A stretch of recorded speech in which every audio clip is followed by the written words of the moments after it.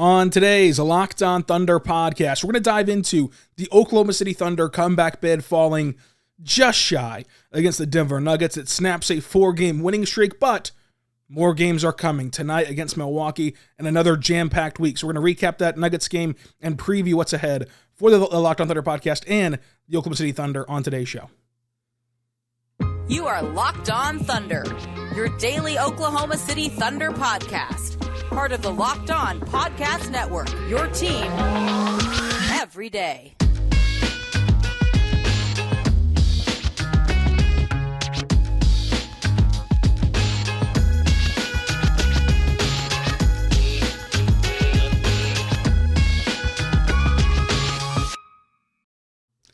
Let's get it going on the Locked On Thunder podcast on the Locked On Podcast Network, your teams every day. I am your host, media member, and editor-in-chief over at thunderousintentions.com. Rylan Stiles. You can follow me on Twitter at Rylan_Stiles. Follow the show on Twitter at LOThunderPod. Email the show, LOThunderPod@gmail.com.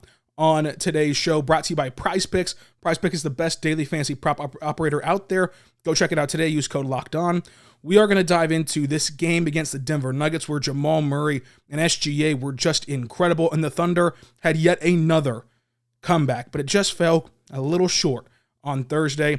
And while I hear your frustrations about the three-point shooting, let's add some context to that conversation on today's show. I want to say that this kind of scheduling has gotten thrown off, as you can probably still tell and could tell on the last podcast. I am sick with a bad cough. Nothing major. I'm fine, but whenever you have a bad cough, it's kind of hard to record podcasts. But we're going to do it today and after the game against the Bucks. That'll be the two podcasts that we missed.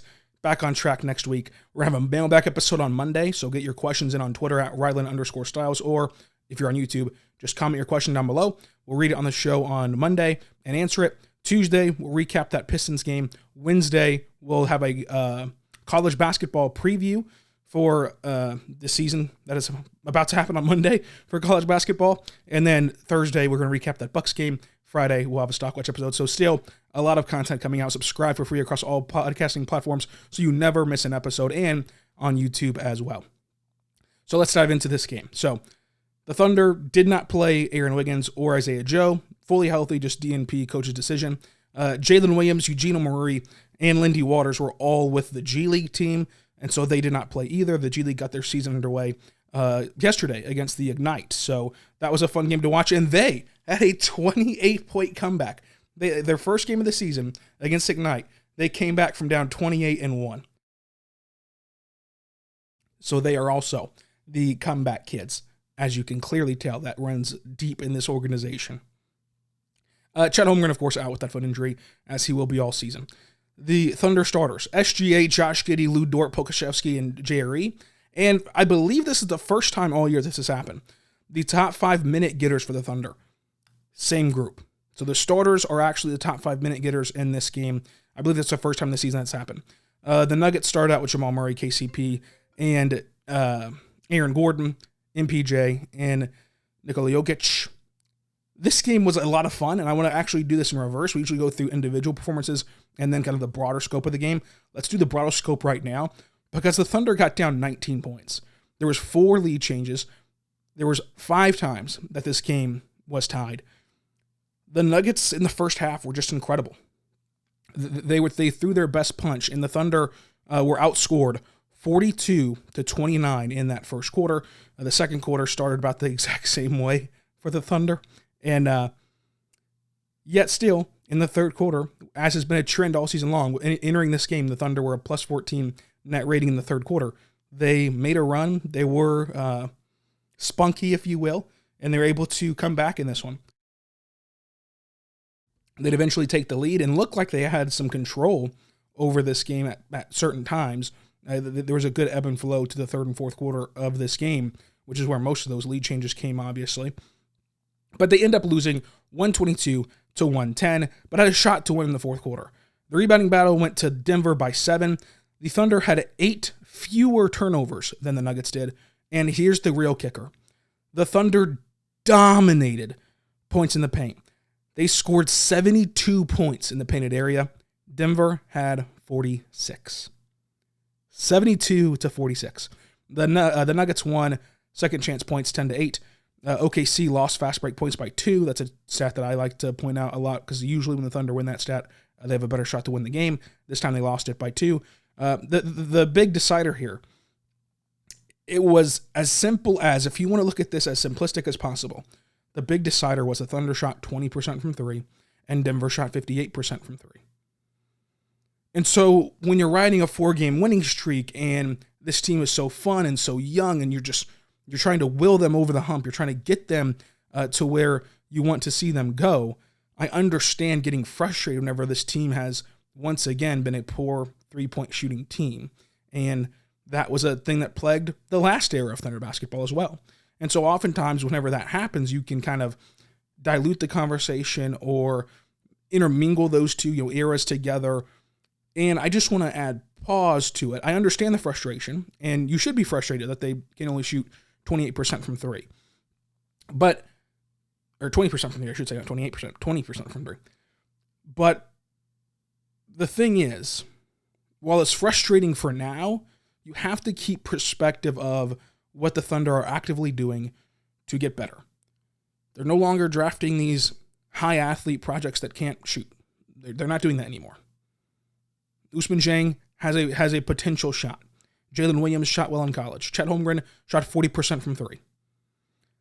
So they've changed their draft strategies. They also hired the very best shooting coach in the country. The very best shooting coach in the NBA, Chip England, is on your staff and in your organization. Now, he can't work a miracle. This isn't 2K where he can kind of tweak some sliders and make them start knocking down their threes. But over the course of time, that investment will hopefully pay a bit of dividends and allow you to improve as a 3-point shooting unit. And they're still constructing this roster. This is not the final form. This is not the team you're going to roll out there as you try to compete more and more and more throughout the next few years. There's a lot of guys that'll be here when that time comes, but they also need to make improvements on the margins, and they understand that. They understand they need to improve their shooting and acquire people that can shoot. Acquire guys whose main skill set is to knock down triples. And that will help everybody. Josh Giddey is an excellent playmaker. SGA on the drive and kick has so much gravity going to the rim that there will be wide open 3-point shots every time that he goes to the rim. And so he needs guys to kick out to that are reliable knockdown shooters. There's guys on this team who I believe in their shot that it can progress with Chip England. But again, he can't do it in 8 games. He can't do it in 9 games, 10 games. He can't even do it in 82 games. Like, it's going to take a year, 2 years, maybe even 3 years to truly kind of conform a player shot and to truly see a huge uptick percentage-wise. So I understand the frustration. I do. But let's also remember that there's an investment there. It used to feel like they weren't even investing in the 3-point shot, obviously. But now at least they're investing in it. So you have that to hold on to as well. Now, I do want to tell you that this show is brought to you by PrizePicks. PrizePicks is incredible. It is a daily fantasy prop operator made easy for you.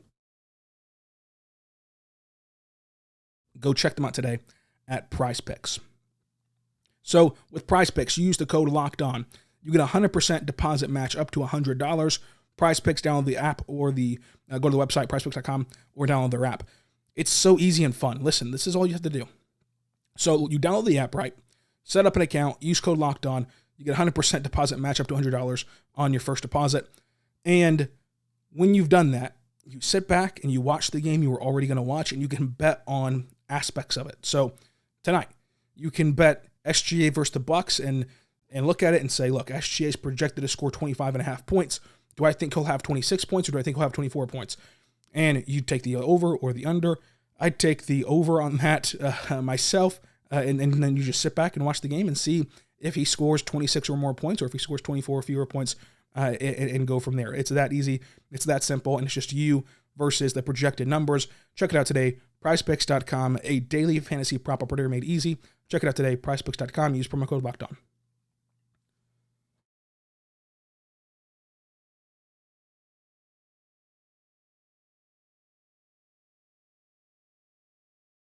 We are back on the Locked On Thunder podcast, on the Locked On Podcast Network, your teams every day.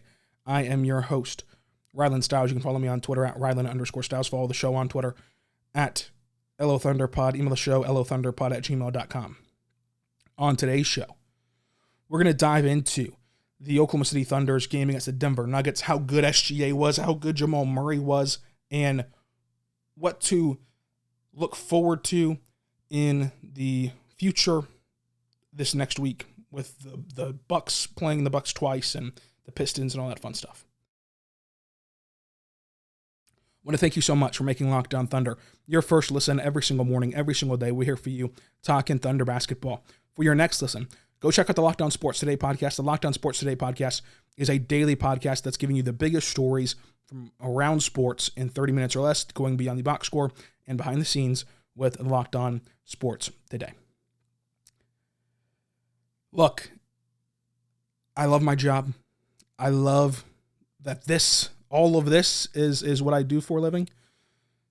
The hard part is, it's getting tough to describe SGA's game. Like, it's getting tough to put into words just how incredible he is. In this game, he was a superstar. There's nothing else you can say except for, in this game, scoring 37 points in 35 minutes of action. He's a superstar. 4 rebounds, 3 assists, 2 steals, just 4 turnovers while controlling the ball and having the defense key on him and try to take him away. Only 4 turnovers in 35 minutes. That's really good. 76% shooting from the floor. Did not attempt a single three-pointer and still scored 37 points. The way that he's playing right now is incredible. He had that posterizing dunk on MPJ, which is the best dunk of his career by far in this one. And you have a player that is unstoppable. Mike Malone, a well-respected coach who, of course, has this Nuggets team playing well throughout his entire tenure, called SGA unguardable. And it's true. And that only gets heightened as the team gets better. As the team gets better, and you've got to stay out in the corners or else you can spray it out there in the paint. As the team gets better, and he's got another bucket getter that he can dish to if you want to try to double team him, because that other bucket getter will go get some if you leave him one-on-one, or if you leave him uncovered, of course, he'll go get his bucket as well. This only gets better with Chet Holmgren coming back. Not to mention whatever happens in the 2023 draft, not to mention any trades you make, not to mention any free agents that say, you know what, I like this young Thunder team, I like SGA, I want to go play for them because they have a great playmaker in Josh Giddey, they have a great scorer in SGA, they're a young team that could use my leadership, I want to sign there. With the salary cap that the Thunder have. You have a guy, and I know it's scary to say, I know it's scary to proclaim, and it's you're hesitant to do it, but you have a guy that defenses cannot game plan around. They try zones, they try double teams, they try boxing one, they try man-to-man, they try everything. They try switching, they try blitzing him off the pick and roll. Whatever you do, SGA has a counter for. Now, this doesn't mean that he'll never have a bad game again, and I think that it's very interesting if Giannis does play. He's questionable right now, but if Giannis does play either tonight or on Wednesday, I think that watching SGA battle through the Bucks will be interesting because of the way that they play defense and the way they can wall up at the rim. But we're not even discussing yet his improvement from 3, which I think will come eventually. I think he can get back to a 35 to 40% three-point shooter, and if he does, well, then it's lights out. Because even right now, without taking threes, it's not that he's shooting poorly. I mean, I don't think that this percentage is very high right now, obviously, but he's just not shooting them much at all in this season yet. He's truly just dominating in the mid-range and at the rim. And yet you still can't stop him. You know he's going to do either one of two things.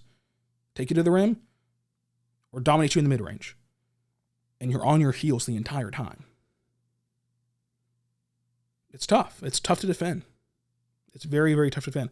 Plus, let's not forget how good of a stride he's made as a defender.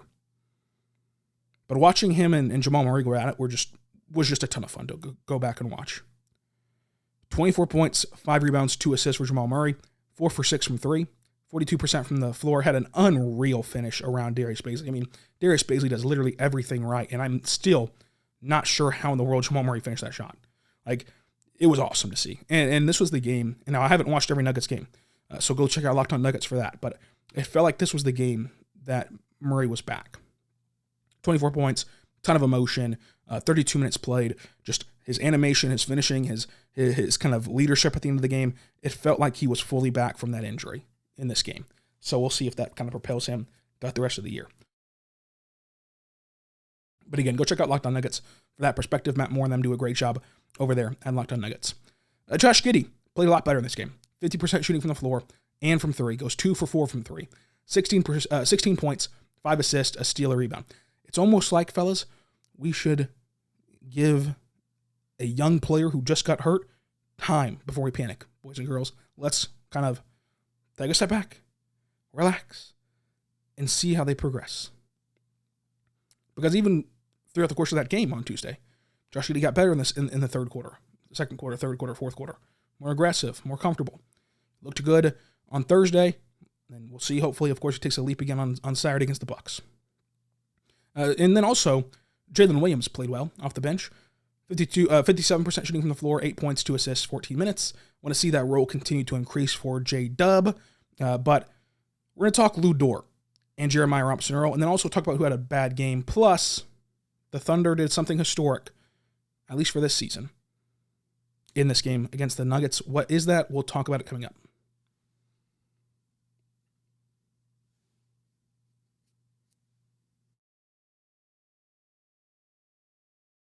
We are back on the Locked On Thunder podcast, on the Locked On Podcast Network, your teams every day. I'm your host, Rylan Stiles. You can follow me on Twitter at Rylan_Stiles. Follow the show on Twitter at LOThunderPod. Email the show, LOThunderPod@gmail.com. Thank you so much for making Locked On Thunder your first listen every single morning, every single day. We're here for you, talking Thunder basketball.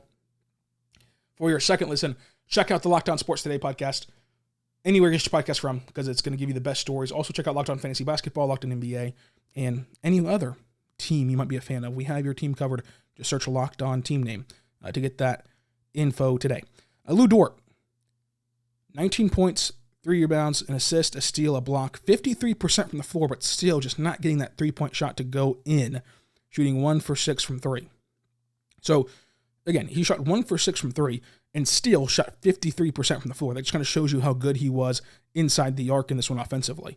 His defense was there. He gave Jamal Murray fits early on in this game. Jamal Murray kind of took it over later on in this game in the fourth quarter, but Lou Dort still did a really, really good job overall and was flustering Jamal Murray a little bit. But Jeremiah Robinson-Earl, I thought, really played well as well. 10 points, 7 rebounds, and assists, 2 steals, 2 for 5 from 3. Jay Reed did a good job of playing bigger than he is in this one. And it's always a tough battle going up against Jokic, who had a triple-double and broke a record, or shares a record, broke it with Wilt Chamberlain. So anytime that your name is even remotely associated with Wilt Chamberlain, you had a good game and a good season and a good career. So shout out to Jokic there. Tough games from Darius Bazley and Trey Mann. And so when you start slow, when you shoot 20% from 3, and whenever Darius Bazley and Trey Mann have a tough game, a bad game, you're not going to win many of those contests. You're just not. And so you kind of need everyone to step up and pitch in and contribute for this young team to be able to close out games and to be able to win them, especially. But you got to give the Thunder credit for not laying down and for not kind of rolling over. They still came back, but just fell a bit shy. And then, for the first time this season, the Thunder lose the spread outright. It was OKC plus 6.5. The Thunder lost the spread for the first time. They were unbeaten with one push. Now they have one loss against the spread. We'll see what they'll do tonight. I'll go ahead and give you the MVP of this game, which is going to be, obviously, SGA. And give you a little look at what the spread tonight is so you can keep track of that if you're into it. Go by going to our good friends over at betonline.net, going over to the sportsbook and go to basketball, and then you'll see the Thunder are 6.5-point underdogs again, this time on the road in Milwaukee. So we'll see if they can get back on the right side of covering the spread. Again, we'll be back after that game is over. Thank you for bearing with me during this sick podcast. It'll be another tough one tonight, but I do have cough drops. I do have cough medicine, so hopefully Monday you won't have to hear me sound like this anymore. I know it's tough, but I appreciate you battling through it with me. So until tonight, after the Bucks game, be good and be good to one another. Follow me on Twitter for live updates at Rylan_Styles. It's at RYLAN_STILES.